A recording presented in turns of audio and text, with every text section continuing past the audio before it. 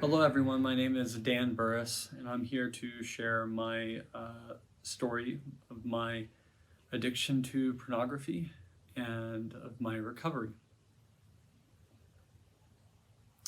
In an effort to be authentic and real, to be vulnerable and to establish connection with family members and others, as well as to provide hopefully some information for others to use or utilize if they're struggling with the same or similar things, and I hope it's helpful. I have a little outline I'll be following, but I'll try to keep it as organic as possible. When I was around 11 years old, I started getting curious about sex, pretty normal, as most people or most boys do. I remember playing video game Diablo, and in the game it had some nudity in the game, and I remember being really curious about that, and whether it's through my questions to my older brother, or just general curiosity. It was communicated to my father that, hey, you should have the talk with Dan. And so I recall vividly my dad taking me into my little sister's room, where she had a little VCR TV, and he put a video in that it was a scientific video that described about our biology and the physiological responses and our sexual natures, and how sex occurs between a man and a woman. And I recall being very confused, and I think I had a general idea how it worked, but was, I guess, pretty uncomfortable and pretty confused about it. And that was my sex education. So less than a year later, I recall being exposed to pornography from one of my neighbors. His father had a Playboy magazine, and he had ripped out some of the pictures. And I remember him showing it to me, and I was by my basketball hoop on my driveway at the edge of the neighbor's property, and I remember who all was there, and I just remember just this rush, this just surge of feeling when I saw a naked woman, certainly posing in a sexual way as well, and obviously seeing their anatomy, and that was, it was just a shock to me, and it's obviously very exhilarating. Even talking about it now, it's like, and I don't know if it's just the nerves of being authentic and sharing this information, which I know is part of it, but even just recalling the experience, like I recall how, I guess, stimulating it was, and that really triggered something within me. And I just felt like I gotta look at this as much as possible, any way I can get my hands on it. One, from a very curious standpoint of how does this work, or why are they doing this? Like, why are they posing this way? Why are they like, what is? I was just very confused about it. Like, and so. Yeah, so it turned into every means possible of how can I access pornography, whether it's through my neighbor, or eventually turning online through the internet and searching. And I recall that's when, like, Google search around then became established, and so I recall searching on Google for images and just exploring this world of pornography. It quickly turned into an addiction. That curiosity turned into this feeling of need and desire, and a way to express myself. I grew up in a religious home, grew up LDS, and my parents, great parents, but I believe there's a culture maybe in our society and maybe just growing up in Utah where I felt like sexuality in any form was bad and it was a sin and which is really, really hard when you're 13 years old, 12 years old, and you feel sexual feelings and you feel aroused and you don't know why. And so naturally I would just feel bad for feeling aroused.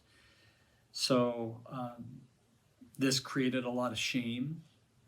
This curiosity led to a lot of shame because I knew, I mean, I've been told what I was looking at was inappropriate. So this shame and it became a big secret, and it became fed by shame and isolation. And I was pretty lonely at the time. I mean, I had some neighbor friends, but they weren't the best people to hang around. And I was homeschooled and for a lot of my life, and so I struggled just having friends at elementary age and starting into secondary education. So I mean, feeling alone, isolated, feeling shame, it just became a breeding ground for an addiction to occur, because I really didn't know how to cope and how to handle these feelings of whether it's rejection, loneliness from my peers, to the shame of being curious or having a sexual nature of any sort, even though I wasn't married or and having sexual feelings. And it just led to acting out and looking at pornography and because it was so stimulating, it was so escaping. So it was a problem all through high school, and I thought that maybe if I would date someone seriously, it would help manage that addiction, and that didn't really help at all. And I'd recall mainly I'd access pornography late at night. And, I spoke with my bishop about it, and I tried to work on it a lot, and, off and on, but it was something I could never really curb. And then in preparation for my mission, I felt like I don't know, got a decent handle on it and was able to go out on a mission, and I was clean on my mission. And I felt like I had changed. But what had changed is my environment was different. I was with someone every day. I wasn't on the computer, or I didn't have near as much freedom in the sense of ability to, or free time. And which was great for helping me develop some sort of safety and some healing there. But I believe the deep-rooted healing never occurred because I never really addressed my core issues, which is like how I handle shame and the triggers and loneliness and rejection, whatever it could be, anger. So I came home, and 6 months later I was married, and I was concerned. In fact, I know I quickly turned to marriage because I was concerned of getting back into old habits, and I was concerned of being sexually active in college, out of wedlock. And so I felt like I couldn't date anyone for any long period of time because I didn't feel like I had the willpower to not be sexually active. And so I mean, it wasn't my only motivation, but it certainly sped things up in my intents and desire to be married, because I thought it would be something that wouldn't be a problem during marriage. But about 6 months after being married, I started viewing pornography again. I went from sex was bad and never talk about it, it was a secret, hush hush, don't ever express it, to hey, now sex is good, it's still a secret, don't talk about it, it's hush hush, but hey, it's good between you and your partner. And I have no sex education. I don't know what to do. I don't know. My only sex education was pornography, so obviously I knew how sex worked, but I didn't know the fundamentals of trust and love and vulnerability and acceptance and intimacy. What I knew was the objectification and the gratification and the excitement and the arousal and the power behind sex. So out of curiosity and trying to develop my sexuality, I went down the road of looking at pornography again. Not intentionally, I just didn't. It started as curiosity, and then I was so close to it that it became a way that I coped with life.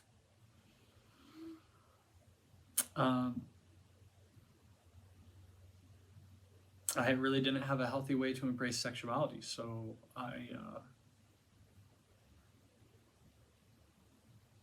didn't know what to do with sexuality. The only thing I knew what to do with it was express it in secret and hiding.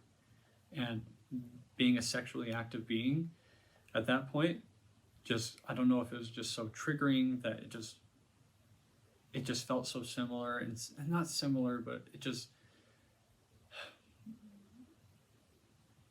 I just was uneducated and didn't know how to handle sexual feelings and what was really appropriate and what wasn't. And I'm not trying to justify it by any means, but I'm just trying to articulate why I started viewing pornography again. And obviously it became as a coping thing, but it was really because I didn't know. I mean, sex was, I really just didn't know much about what sex was supposed to be like in a marriage. It went from something being bad and off limits to something good, and I had no healthy ways to embrace that. So then it became a way I coped with life, and it became a nearly everyday problem. I would tell Whitney, my wife. I was honest with her about the problem. I don't think she really grasped how big of a problem it was. She knew that I had had a problem before we got married, but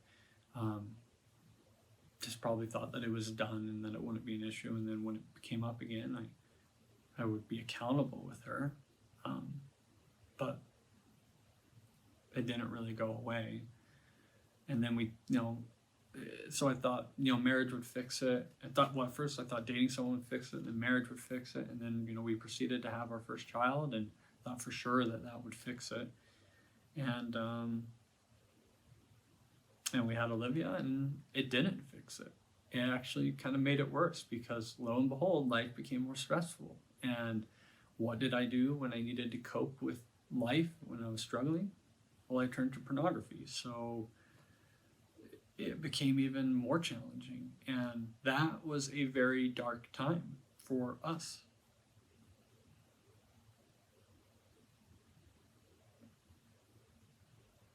That was a dark time for Whitney. She felt trapped because of our child and our marriage. She almost left me.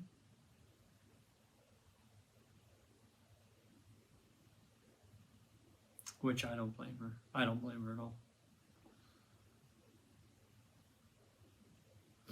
So, in the fall of after having her first child, 8 years ago almost to this time. I don't know what the date was, but today is November 8th, November 9th, and it was about October or so. I went and spoke with my bishop again.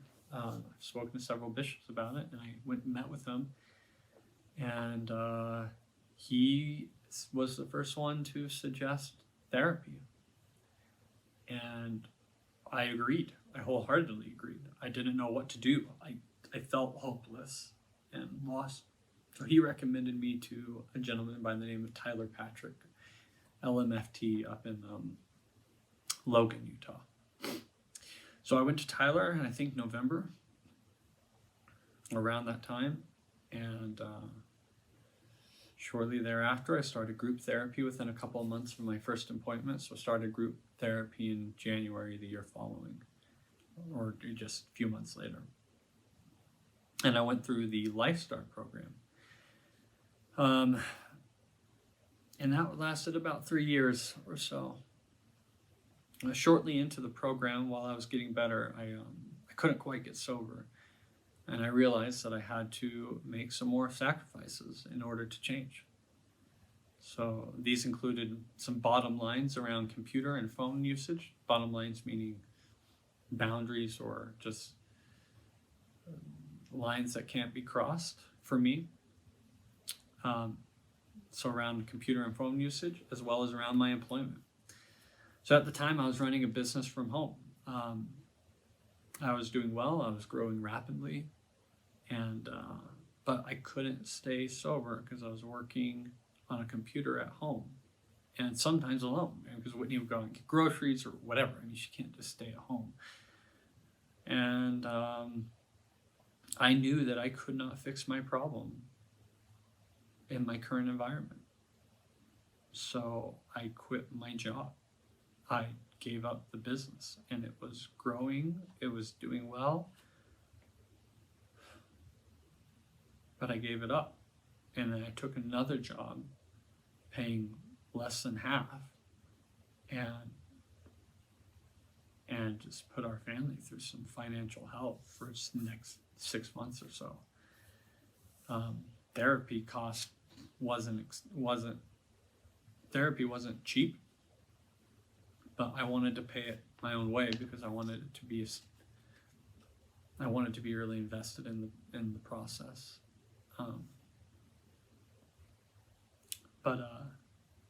Yeah, I had to make a big change. I had to quit. I had to give it up. And I worked for a boss who was a complete asshole. He was the worst person I've ever had to work for. But I got sober. Shortly after quitting and changing my environment, I got sober. And I was dealing with a demoralizing boss. I was more stressed. I was more... things were more difficult, but I felt like I was healing. I felt like all my chips were in. Like I was really committed. And they were. I mean, I was 100% committed at this point.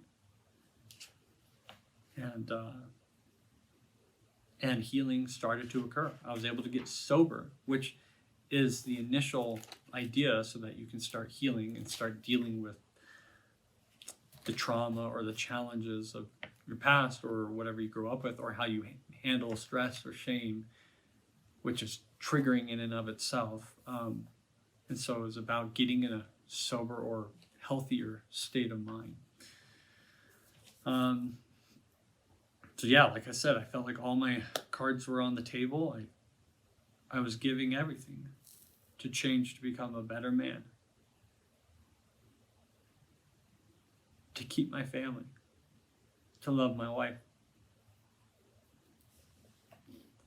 and to live a life full of authenticity instead of duplicity.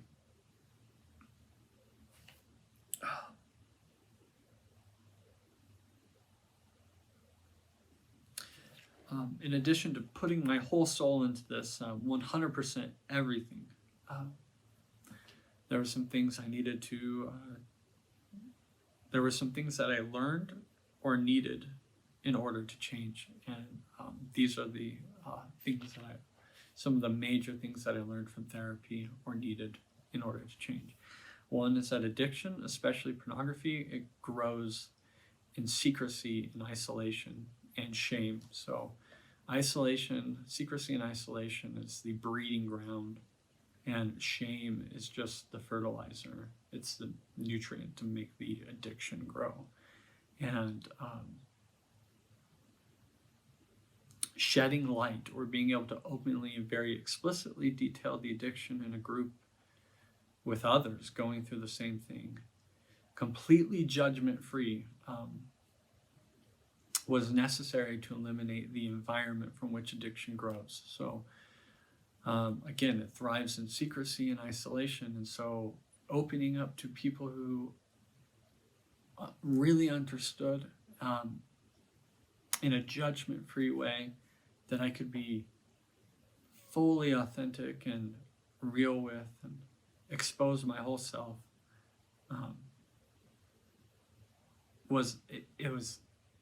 I don't know, it was like I was seeing a wound for what it really was.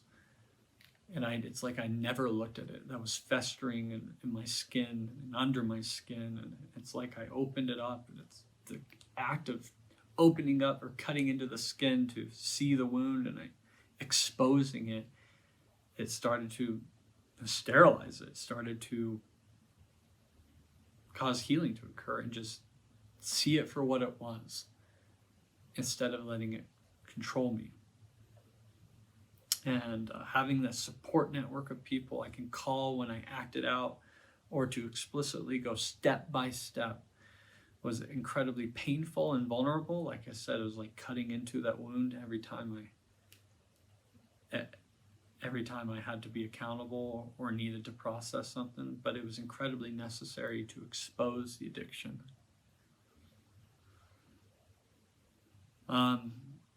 Another item is bottom lines or boundaries are necessary to produce a safe environment and to produce change. It's translated how and when I used technology from which internet could be accessed, how I use internet specifically. I remember even setting up bottom lines, like I did not be on YouTube, and I had that for like 5 years, because YouTube was just a gateway for me to eventually see, lead into other forms of pornography. And so for 4 or 5 years, I never went to the site unless it was like I had a training video or something very specific on the site that I had to go. And every time I would book in that. I would contact one of my group members and say, hey, this is what I'm doing, this is my plan, and I will call you after I'm done to let you know how it goes. So I set a plan, and then I would be accountable about that. And I even set bottom lines and boundaries about my daily routines and what I had to do to daily be in a healthy spot to manage shame and manage the addiction and my emotions, and allow for continued healing. In addition to getting rid of something that my soul fed on for relief from pain, rejection, fear, and in other words, to cope with life, I needed to replace with something healthier. So I couldn't just uproot the addiction and not have anything go there in its place. I had to put other things in there. So I believe that in place of it needs to be connection with God, connection with self, and connection with others. I believe that that we need a higher power, and connecting with that higher power via being out in nature or through church, scripture study, prayer, that's certainly important, and it helped me with what felt like gain some access to power or be uplifted. In addition to connection with self, meaning doing healthy things that I enjoy for me, whether that's playing the piano, playing music, or exercising, eating healthy, being responsible and planning out my days and being intentional, spending time with my family, so be going on to connection with others, so connecting with my children 100%, being there with them, or with my wife or my friends, and being around the people that I want to be around because I know they love me, they accept me for who I am, and they make me want to be a better person. So I was connecting with God through spiritual practices, mindfulness, meditation, connecting with self through some healthy, wholesome activities, like I just said, because I am worth it, and I need to be in line with myself in order to be a better husband, a better father, a better sibling, coworker, neighbor, individual, better person. I need to be in line with myself. And connecting with others, like I said, by sharing, and that's my attempt here. It's an attempt to connect with others by sharing my story with those who have earned the right to hear it, and being vulnerable and authentic and raw. One of the other things I learned was developing a resilience to shame, knowing that shame cannot be removed, but I can choose how I respond when I feel shame, and consistently practicing healthy choices to reroute and literally re-hardwire my brain, so that when I feel shame, learning how to respond. Now, I'm not an expert. I struggle with this still to this day, with how do I handle shame and how do I express myself. Well, I can say that the addiction is, I'm in a recovered state, and I've been sober for years. It's not quantity, it's quality, and it's an everyday thing, and it's not a matter of how long I've been sober. I think that just naturally occurs, but it's the quality of the work that I put into it, and which means of how do I manage and handle and cope with life, whether I'm bored, I'm angry, whether I'm lazy or I'm stressed or tired or hungry. How am I coping with those feelings, emotions?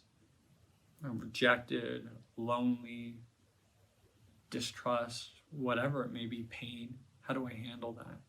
What are healthy things that I can do to manage that? So practicing mindfulness, identifying triggers, and making conscious choices compared to being on autopilot. So recognizing when something happens, how to, recognizing, oh, this is impacting me this way. Physiologically, my heart is racing. I feel tightness in my chest. I start to feel a little shaky. I feel the adrenaline. Noticing those things, and how do I respond in a healthy way? But not just mindfulness in dealing with shame, but also mindfulness and just being present, being here, connecting with people when someone's talking and listening to them, or connecting with them on a deeper level, or like I said, with my kids, or when I'm doing something, giving my 100% attention to it. That's mindfulness.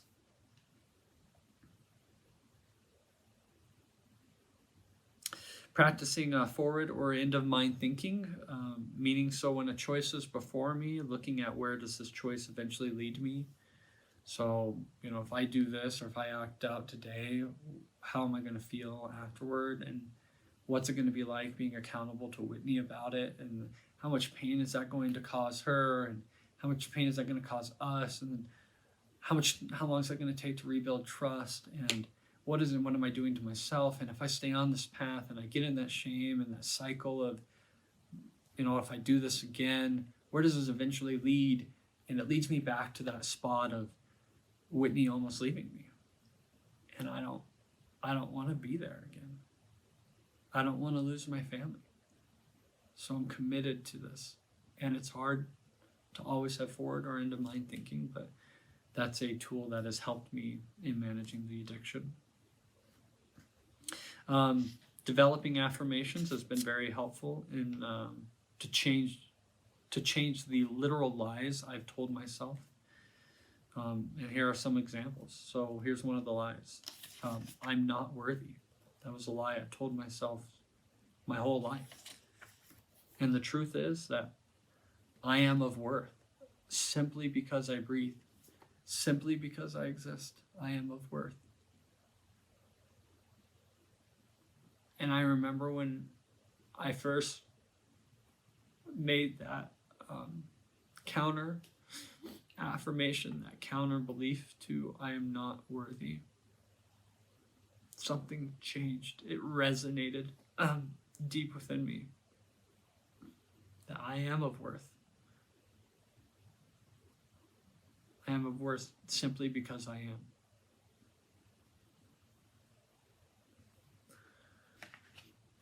Another lie is I can't change. And the truth that I use to combat it is I change every day. And I can choose to progress today. And change is constant. We all know it. And I literally change every day. Perfect example of that is what I eat. What I eat determines what my body will be like in the future. And I literally change every day. And today I can progress. I can choose to progress today.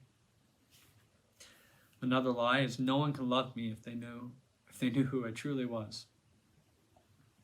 And the truth is, I am worthy of love, not in spite of my secrets and problems, but because of them. It's this addiction and these wounds or these challenges that exactly make me worthy of love. And I choose to spend time with those who see that.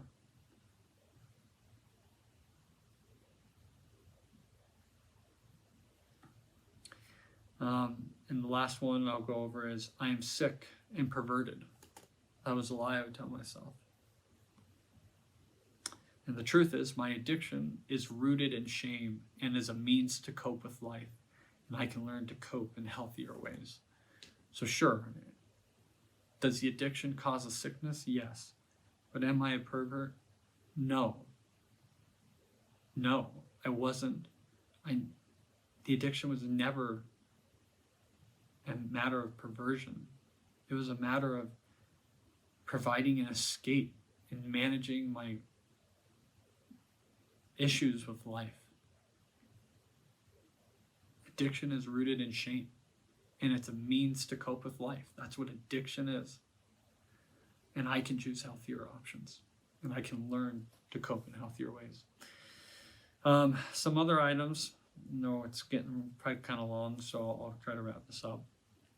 Understanding various forms of denial is really important, so as to identify when I was justifying, minimizing, compartmentalizing, or intellectualizing unhealthy actions. Understanding why I had the addiction, where the shame was coming from my childhood to adulthood, and understanding when I was being dramatic by either being a victim, using words like why me, or I'm the one getting the raw end of the deal, to persecuting, where I'm trying to pick a fight, or even rescuing, performing unhealthy actions in order to maintain a relationship. Those are all choices made out of drama or states of being in drama, and recognizing that as mindfulness and trying to get out of the drama so I could be logical and intentional with my decisions and healthy. And learning to making my wife's emotional safety the top priority, and respecting her work and her boundaries with me from the pain that I had caused her. Being there with her in that pain with empathy and understanding I'd caused it. That was something I had to learn and be there for. It was, I caused the pain. I take full responsibility for it. And what do I need to do to help her feel safe? What are her boundaries? What can I do to provide empathy? So I was in LifeStar for 3 years. I'm still in contact with a couple people from that original group, and I reach out when I have problems. In fact, last night, from a stressful situation, I reached out to a group member and said, hey, I'm triggered right now. I want to just reach out because I want to do something. I'm trying to do healthier things, and I'm going to go to bed here soon. And I just needed to reach out to someone. And it helped. And it always helped. And now, I mean, that was 5 years ago 5 years ago when I finished the program. And now what I do is I try to give advice, or I try to give back to society. Some of the ways I do that is I speak to new groups. So I go back to the same therapist and I'll speak to when they do a new group. And at this point, I've shared this story with over 100 different people that I don't know. And Whitney usually attends with me, and that's been just an amazing experience. And now I'm sharing it to people I do know and some people I don't, because I want you guys to know. And I always, whenever I go back to these groups, I always provide my contact information to be a mentor for anyone going through a sexual addiction. And that's where I'm at with my addiction, really with my recovery, is giving back and living a life of authenticity. And it has been so amazing just not feeling two-faced or not just being me. I feel like I know who I am. And I know I've got problems. I know we all do, right? I know I'm not perfect. And this addiction is a daily battle. And that's fine, but I'm here to fight the fight for my own heart, for my wife's heart, for my family, because I love them.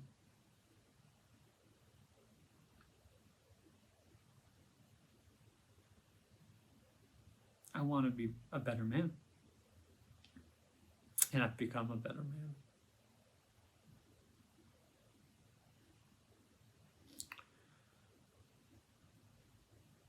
So I hope this is helpful to those who are listening. And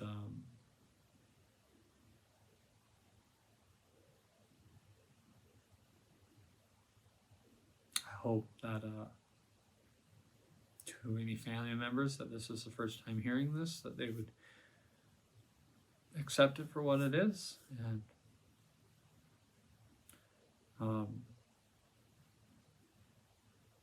know that this is the best thing that's ever happened to me, meaning my recovery. Therapy has been the hardest thing that I've ever had to go through. But it's been the best thing that's ever happened for both Whitney and myself. And I feel so much more connected with her. And I feel like our love and our trust and respect for each other is greater. And sure, we fight. Sure, we disagree. Sure, we cause each other pain sometimes. But I think that's just normal. That's part of being human. But we trust each other. And that trust, which was on the brink of collapse, has been fortified, and I think we're in a better spot than we ever would have been in if we had not been to therapy. So I appreciate if you made it this long, listening to my story. And don't hesitate to reach out if you need help, whether that's to me or to someone that you trust that you know can love you and listen. And if you're struggling sharing, or if you feel like this is a secret for you in your life, that I would highly recommend speaking to someone about it and being open and honest, especially if you're married, and speaking with your wife and being accountable to them or husband. And like I said, just addiction breeds in secrecy and isolation. And so connection is what heals addiction. Shining light on it And I wish you the best of luck in your recovery, in your healing. Thanks for listening.